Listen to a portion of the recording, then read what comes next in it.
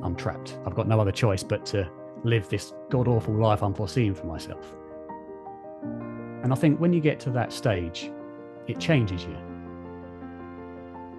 Because you start to see life from a different perspective. You start to see what actually is important in life and what should be prioritized.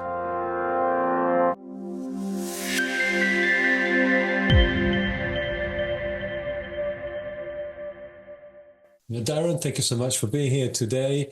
I wanted to really have a chat with you because, like myself, you have not had a near-death experience, if I understand correctly, right?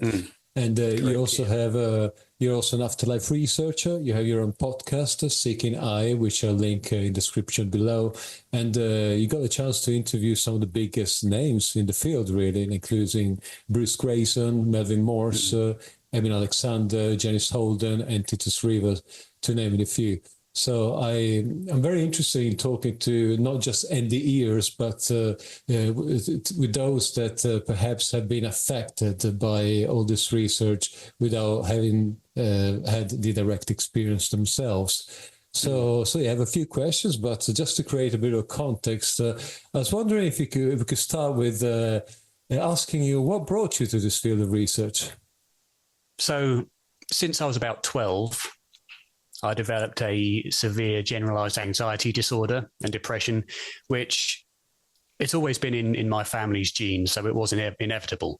But mine kind of manifested itself around health and death, and the concept of dying and never existing again forever, just trying to understand what that would be like was absolutely, and is still absolutely terrifying to me. But I always believed that was the case because it was self-evident to me. You know, what we are is our brain. When our brain dies, there's no other possibility than that. I didn't see why anyone else would believe anything other than that, you know, and that terrified me. But I think, I can't remember exactly what the trigger was, but I know that near-death experiences were kind of more, or as they were starting to grow in popularity and people were starting to find them interesting. So it was around in the publications and things. So I think I must have just seen something about near-death experiences, immediately kind of assumed that it was nonsense or hallucination, etc. But I guess over time, as the anxiety developed and got worse and the fear of death kind of increased, I guess that propelled me to look more into it, more as a trying to convince myself that something was possible, rather than kind of genuine, I suppose, open-minded interest. And so I started looking into it, and I found that the evidence that I came across, and not just in near-death experiences, but that's where it started. And then, of course, that branches off into so many different areas. And I started being able to see that the evidence for these phenomena and the evidence for the possibility of some kind of survival after death is a lot stronger than I suppose most people would realize, especially than I realized having that mindset. And one thing I always have to keep aware of is that because the fear of death and the anxiety disorder forces me, you know, to fear death, not through choice at all, but I have to maintain awareness that, you know, I do want there to be something after death. And it's just dangerous to make sure that you don't look at things for more than what they are. Yep. You know, certain phenomena that are obviously not evidential, but that you want to be evidential. I try and maintain some level of control over confirmation bias, you know. Yeah. So I try to always approach things from a very, I could be wrong standpoint, and a skeptical mindset. Yeah. Are you afraid of death these days? Yes. Oh, interesting. Okay. So I think a lot of that is, as you probably, I'd imagine, know as well from talking to people, and I don't know how many experiences you've spoken to yourself, but those who have these experiences, I would say 80%, something like that, will emphatically state, what happened to me was real. I'm not going to die. I know I'm not going to die and I'm no longer afraid of death. For us who haven't had the experience, we're still living in the realm of conception, trying to conceive of what these experiences would be like. And so we're still working from a mental, intelligent kind of attempt to rationalize these things. And so if you're anything like me, until that kind of level of certainty comes, which seems to only be possible through experience, there will always be doubt for me. And, you know, I'm of the strong opinion that nobody knows what happens after death, at least on a larger scale of you know, proof, if you want to use that term. When someone has an experience, great, that's proof maybe for them. But to me, there's always going to be that, but what if it's something else, you know? And again, I think that's just an experiential thing, but, you know, what happens after death, I don't know. I don't think anybody knows. But what does the evidence suggest is the most likely outcome, or is the most likely possibility for that?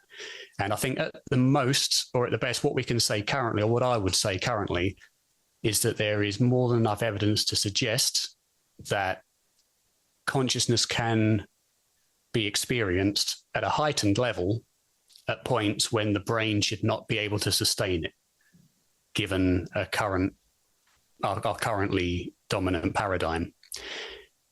How far can you go beyond that? That's about, I think, all we can say. We can't really say for sure that it consists permanently, because that's beyond our realm of being able to perceive, unless you look at things like evidential mediumship, which could provide evidence that at least, you know, those that have died a long time in the past can still provide information, verifiable information. So that is evidence to suggest that it can consist longer after death. But in terms of near-death experiences specifically, I think as far as you can go is to say that people seem to have heightened levels of consciousness at a time when our current science suggests that the brain should not be able to produce that. Right. And so what can you then infer from that? Well, perhaps consciousness is not reliant on a fully functional brain.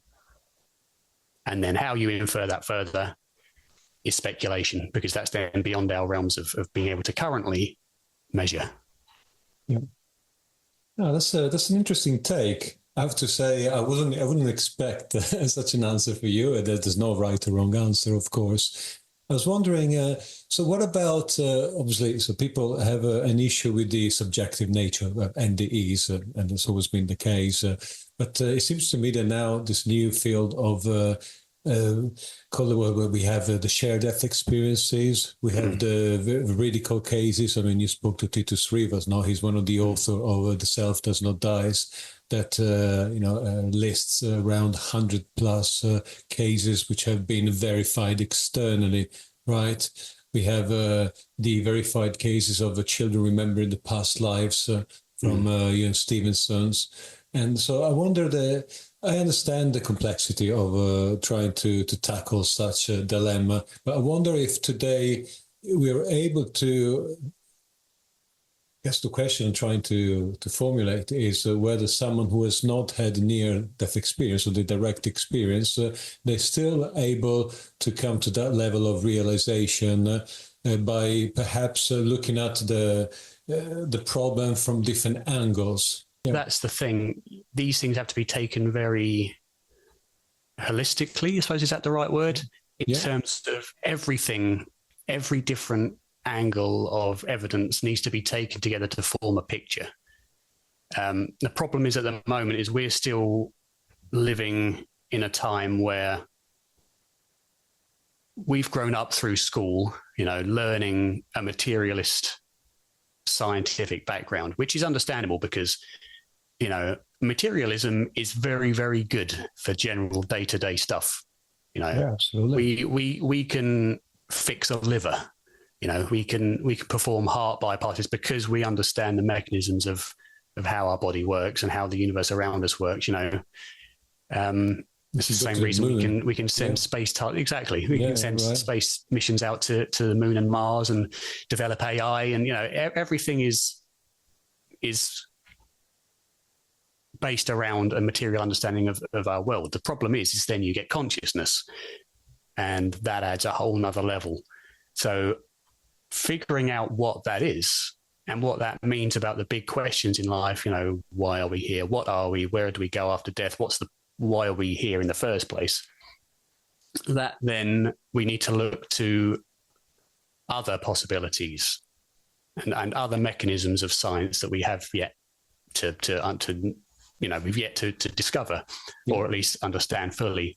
And I think this is where, as you say, we need to conglomerate every piece of evidence from different fields and really infer what that means and look critically at what we currently assume.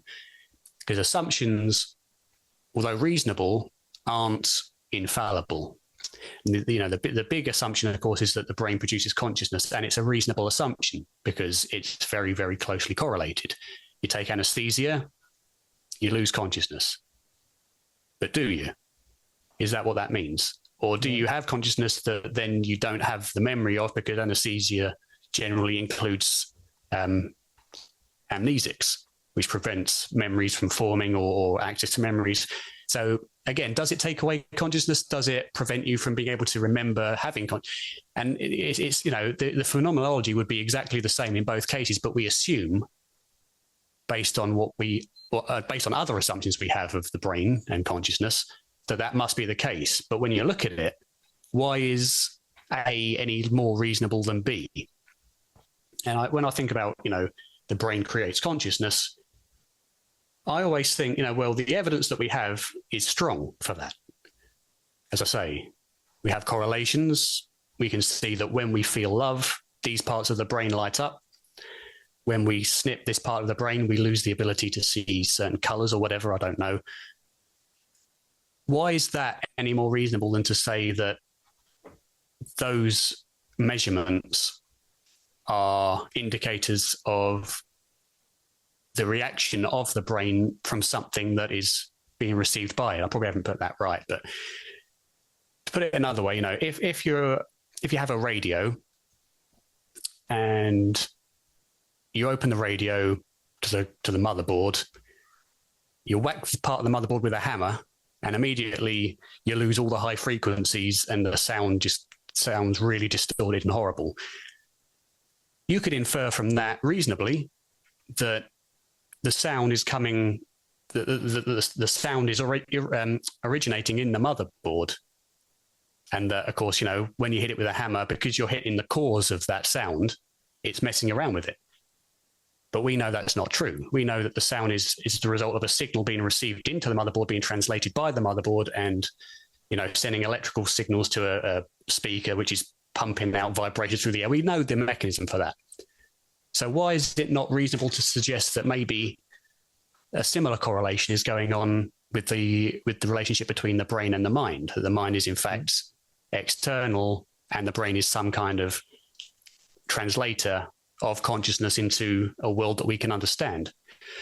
And to me, the evidence, although strong for causality, can be used just as strongly for that kind of relationship. And then you have other things like analytical idealism, which posits different kind of ideas, but similar, I suppose, in many ways. It's not dualistic, but it's kind of, again, it shows the correlation without causation. And again, the evidence for me that we've seen seems to fit equally as strongly as it does for a causational relationship. So why is causation assumed to be much more evidenced when the same evidence could be used for other correlatory explanations? So how do you explain the all NDEs that these people they are clearly being aware, and they talk about perceiving a reality which is even more real than this current physical realm, when in this dimension there is no cerebral activity whatsoever. So wouldn't that be enough, considering that we have a few thousands of these reports to prove that the brain is not, or let's say the consciousness is not the byproduct of brain activity? When you approach a phenomenon like this, I mean, when you approach any phenomenon in science, it's not about proof, because you'll never get that. That's not the idea of science. The idea of science is to formulate a theory that is most parsimonious to the evidence that we have. Why is it not necessarily the case for me that these evidences have given me reason beyond doubt to assume that life exists after death? I think it does. But there's always a part of me that will doubt it, because I don't know. It's a difficult question to explain, because it's just the way that my mind works. I guess I will always just be, what if there's something that I've missed? What if these folks that are so confident about saying that we know this is nonsense, we know that this is this, what if, they know the context better than I do, which is an absurd way to think, because most of these people have never even looked at the research. Yeah. But I think maybe just the way that my brain works, and the fact that I've been brought up in an education system which generally seem to push these things aside as religion. Mm-hmm. I guess maybe it's just in my makeup now through the years that I've grown up, that I still struggle to see that, if it looks too good to be true, then it probably is. Yeah, that's usually the case. Exactly. Despite the evidence that I think is more than reasonable to suggest that there's a lot more to us than simply brain matter. And the thing is, when we look at reality, we know so little about it. There are things about reality that would be like trying to explain to an 11th century monk that quantum physics exists. They've never even had the perception to even imagine anything like that. And there's going to be so many things in reality that we haven't begun to understand half a percentage of, about consciousness and the relationship and how the universe works and where it came from, that I think it's foolish to say that anything is impossible, and to assume that our current understandings of the fundamentals of reality are anything other than flawed or incomplete at best at this stage. As I say, we have a great grasp on the mechanisms of the physical aspects of reality. We know how gravity works. We know a lot, about the mechanics of space and the physical aspects of the universe. We know that if we drop an apple, it's going to fall to the ground. We understand magnetism. We understand a lot about the mechanisms of how the world is useful to us. But I don't think we have the ability to see the universe as it actually is fundamentally as of yet, or to measure it. So my point there being, to say that life after death or that consciousness existing outside of the brain is impossible or is ridiculous, to me seems a very strong and bold statement to make, given how little we really can understand about it.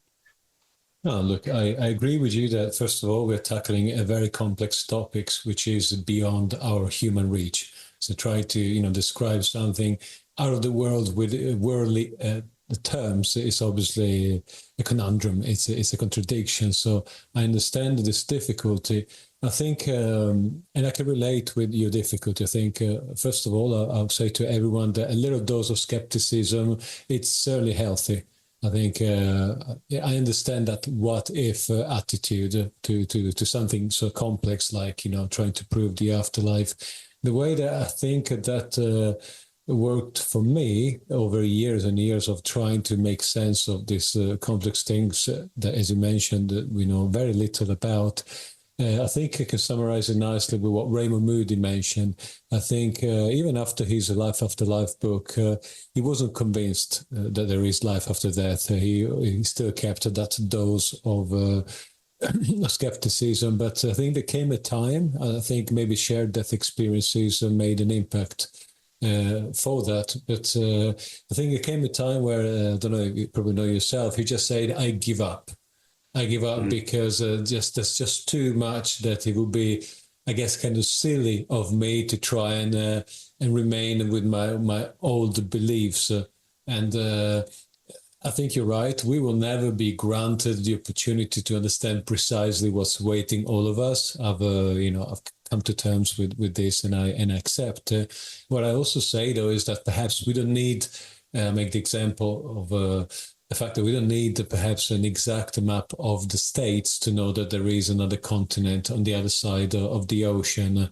So perhaps the little that we are granted, it would be enough for us to at least start to ask a few questions and perhaps make more sense of what NDEs seem to be, directing us towards. I think this is just a case of it's just the way my mind is. That it's just, I'm very analytical with things. I like to understand things. As I mentioned before, so I'm a writer. I come up with stories, and I like to know every little detail about what I'm writing, so that other people can get the impact of the story. So I like to understand things fully, and I added that to kind of my natural scientific mindset. I guess that's just the way I am. But would that change if I had one of these experiences? Probably. 90%, 80% of people that have these experiences no longer care what other people say to discourage them from the belief that what happened was true, because they know it was true. They know what happened to them, and they categorically say it was real. I'm no longer afraid of death. I know where I'm going. And I don't mean no as in I have the evidence to suggest that it's more likely than not, as I would currently say. They say, I know to the same level that I know that if I cut my arm off, it would hurt. It's the same level of knowledge experientially.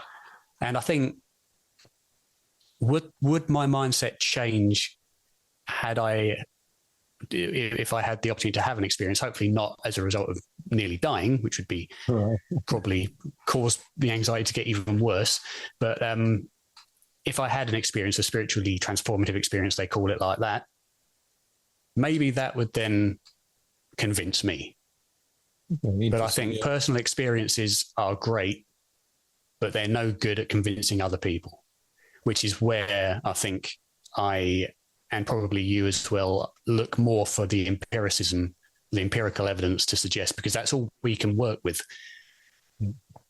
No, you raised a very valid point. That's right. So I like to make the distinction between a believer and a realizer, because when one has a set of beliefs, then usually they act as if nothing really. So if one says, I believe in God, then more often than not, they move on in life as if nothing really changes. And if you have set beliefs, perhaps if someone provides you with better or more accurate information, there's still time for you to change your mind.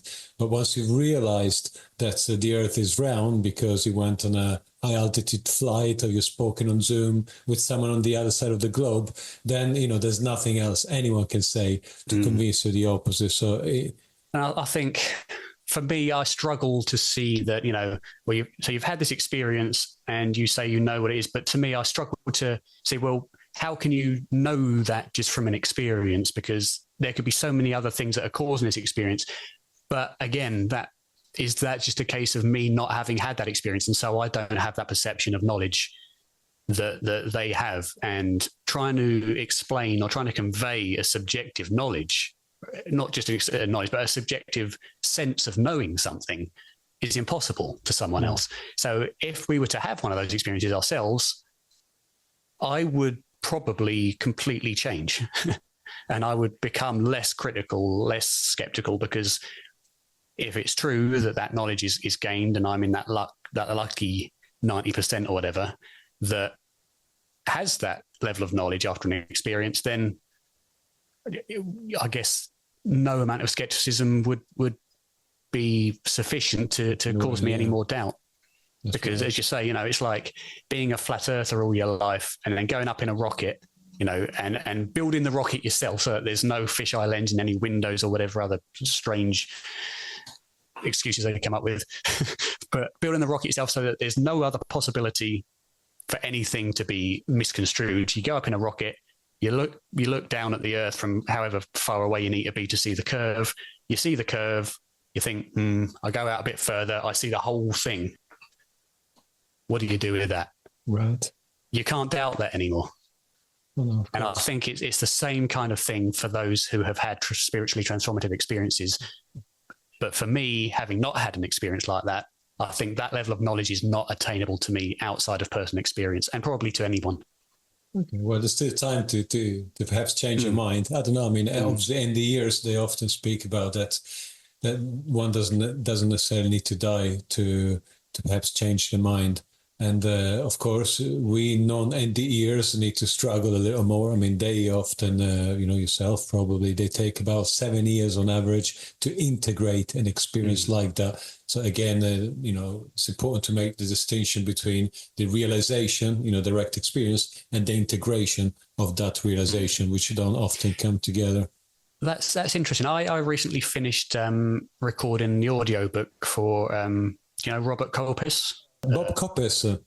Bob Coppice, yeah. He Robert was Bob my Coppice, first interviewee. Yeah, absolutely. Oh, really? Bob. Yeah. Oh, that's right. Yeah, of course he was. That's where I found you. And I recently finished recording his audiobook where he compiles a bunch of different stories. That's the wrong word, but cases of these near-death experiences. And a lot of them talk about integration.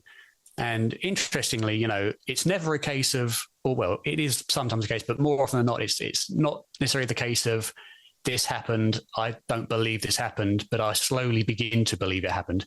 It happened. There's no doubt about it. But now how do I integrate my current life into that knowledge? So it's not integrating the knowledge, or it's not integrating the belief into life. It's integrating life into the knowledge now that you have, the new knowledge that you have. And a lot of it is difficult because it seems that quite a large number of people end up quite depressed and in some cases suicidal because they want to go back. Yeah. And they are, again, there's no denying that what happened to them was real and that the places they went, the people they saw were real, to the extent where, as I say, this life seems just not worth it to what they know is out there. But over time, once that is integrated, they start to realize the importance of being here. And then I suppose that becomes more tolerable and over time, a necessity to continue living for what's to come. That's right.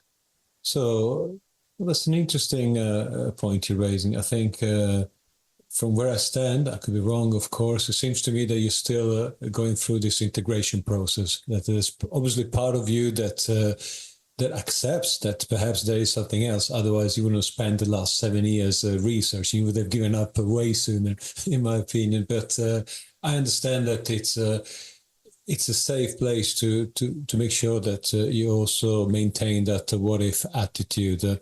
Although obviously I wonder at which point it may hinder your progress because there comes a time, and there certainly has been my case, and of course there's no one size fits all, but there came a time for me that a bit like Raymond Moody, I had to give up.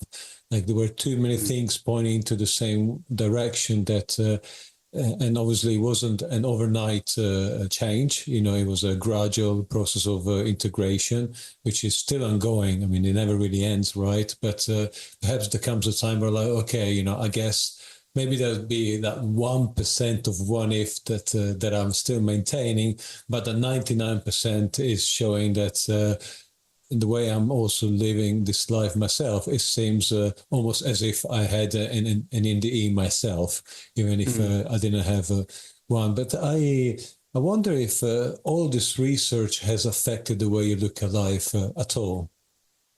I think having some idea from talking to people of some of the reasons given as to why we're here gives you perspective on things that happen from a different angle.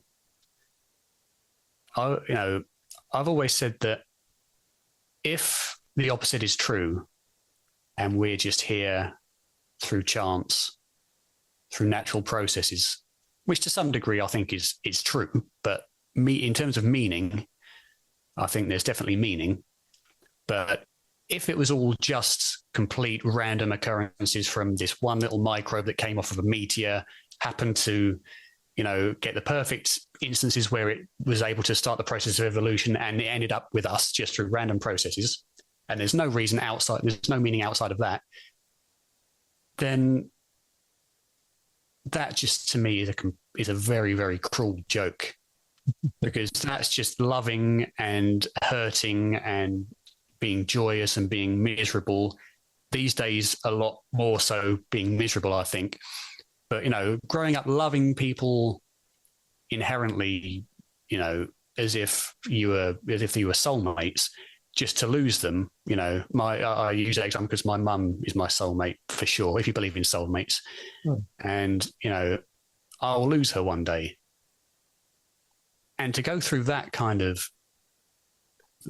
experience, children that are born in Africa who can't get enough food, who have to walk for miles to get water, who end up, with all these diseases and things, horrible experiences because they don't have they were unfortunate enough to be randomly selected to be born in a place where they don't have the medicine or the hygiene that's needed. And so they cause all this suffering. It would be so cruel just to have that be for nothing. And people will say that I've heard reasonable from their point of view, not reasonable to me, but again, that's just my mindset. But it's the journey that's important, that you're leaving your legacy for the next generation. You're making the world a better place. I get that.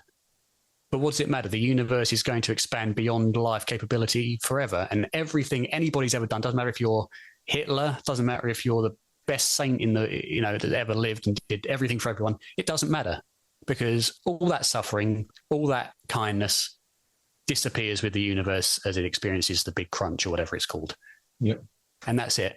So I struggle, and whether that's true or not, I don't believe so.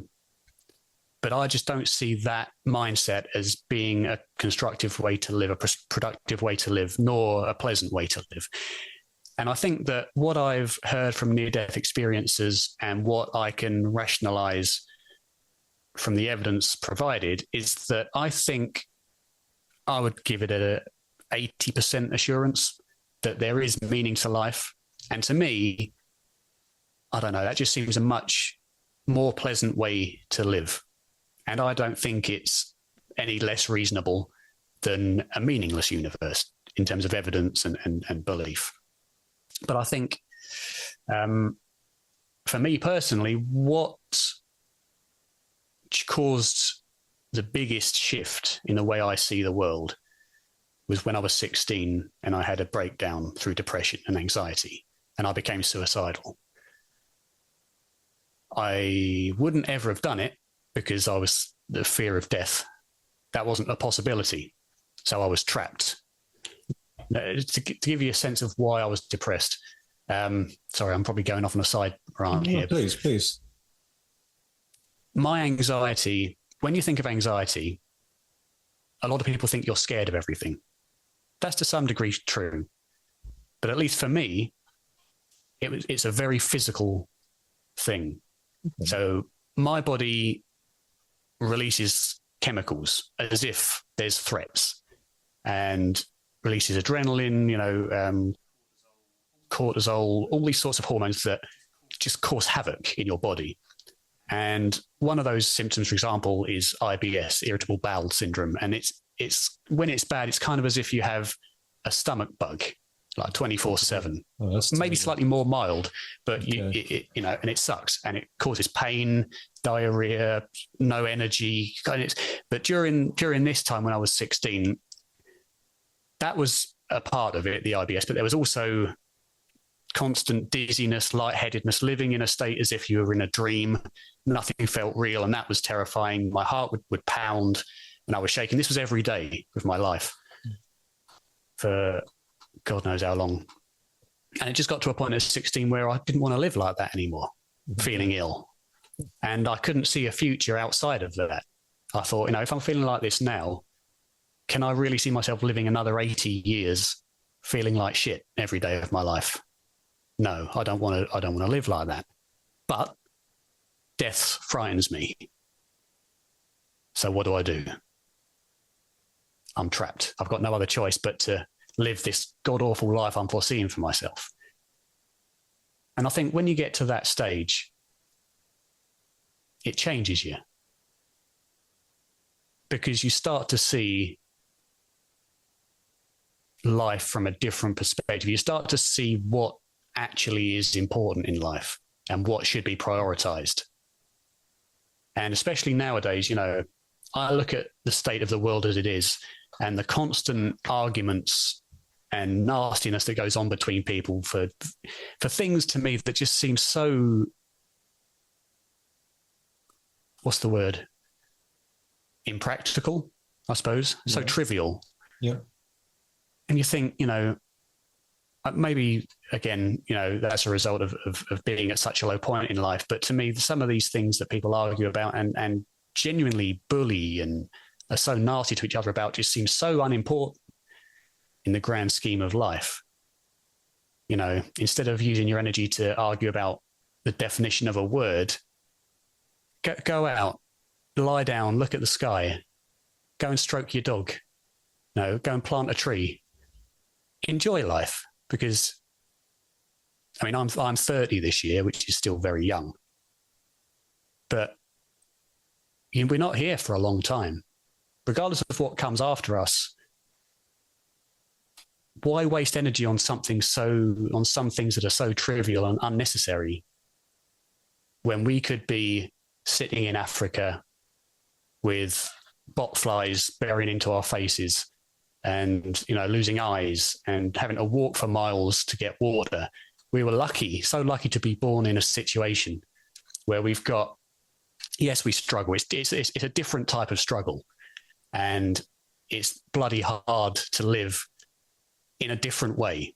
You know, maybe not physically. We've got what we need physically in these parts of the world, but mentally, certainly, we also struggle big time, and it's a big struggle. But some things are just so unworthy of using energy on and being nasty to other people for. And I think that kind of adds to what I've learned through near-death experience research and other research regarding life after death, because the message is always the same. You know, love each other, enjoy life, have fun, live as if you're a child. You know, all of us are children. Our minds don't grow, like, our minds don't change at all. We were always 12 years old in our minds. Our bodies get older, but in our minds, we're still just kids forever, I think, you know. But unfortunately, that seems to be stripped away in modern life in favor of being useful to society. And from that comes a whole different level of pain and suffering for society that unfortunately seems to hit younger generations a lot more now with social media and things like that. That's true. But yeah, I just think there are more, having been through that, to that low point in life, I think it just kind of makes you realize that things could be tougher, and there are things that are worth worrying about and things that aren't. You don't feel that perhaps with practice we may learn to transcend and I don't know, one of the things I'm learning from NDEs is that sometimes we can have that complaining attitude or that compassionate attitude. So I understand that some people, you know, everyone is on their own path. So we're not here to impose our views on anybody. And then, of course, some people decide to spend their whole days complaining, go to wars or whatever their thing is. And with time and practice, I feel that I'm able to detach more and more from what it is and perhaps direct my focus elsewhere. So I guess I've become a lot more sensitive to call the energy, emotion. So I can, don't get me wrong, I also can feel anxious every now and then and depression or something of the past. So I know how that feels like. I think we all have to get through that at some point. But there comes a time where maybe you're learning to, I don't know, listen to your body a bit more. And when you feel that's that energy that's prevailing you, then perhaps we become better at counteracting it. So maybe I'll go for a walk, I'll go for a run. I don't know, like anything that helps me get out of the stage faster and faster. You feel that's something that we may be able to do at some point. Yeah, indeed.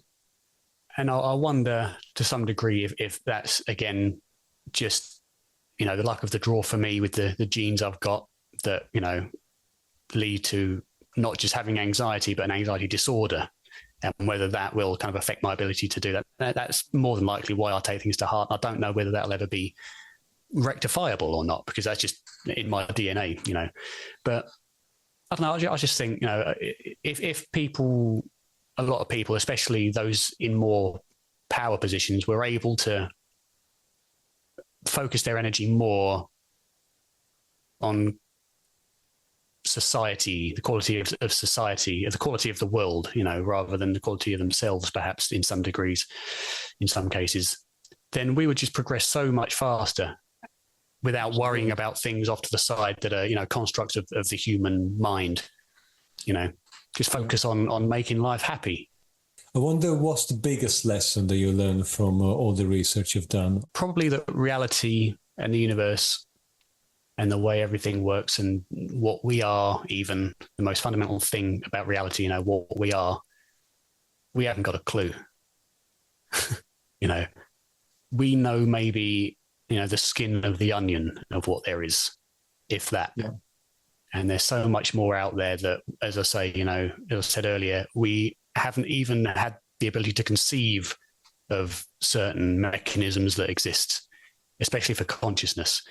And I think the other thing that I've learned, unfortunately, but truthfully, is that those who are the loudest, and I'd say skeptics, but I don't really see them as skeptics. They're more not scoffers, I suppose, because they genuinely believe what they say, which is fair enough. But it comes from a place where most of them have never taken the time to look at the research that they're discounting. Yeah. And so it shows you that, we should look, if we want to learn about something, we need to look to those who have spent their lifetimes studying and researching and really getting familiar with the knowledge. I mean, you could read a book about, for example, which I'm doing at the moment, you could read a book about how to make mochi, which is Japanese rice cakes. Okay. And then you could go and do it and then say, I can do this. I know how to do this. I'm an expert. Or you could go to an old guy in the mountains who's been doing it for 50 years. Who would you rather learn from? Of course, absolutely. So if you want to learn about near-death experiences, do you go to a skeptic who writes blogs discounting everything and maybe has various other interests, like he discounts religious views and other things and everything related to what he would consider supernatural? This is to learn about NDEs. Or would you go to Bruce Grayson, who's been doing it for 30 plus years, specifically on that subject, dedicated to it? You go to where the expertise is, regardless of whether they agree with you or not. And then, of course, you then have to look at the field around you and what most people believe about it, and then why, and get a real context of why people believe or disbelieve what they do, and then come to your own conclusion. So, don't go to the loudest voice, go to the most experienced and the most reliable. It's always a great advice. Absolutely.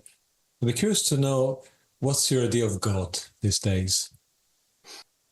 I certainly don't think that God is an individual who wants you to believe in him. And if you don't, he'll send you to hell forever. And when I say forever, I don't mean 10,000 years. I mean outside of time, forever.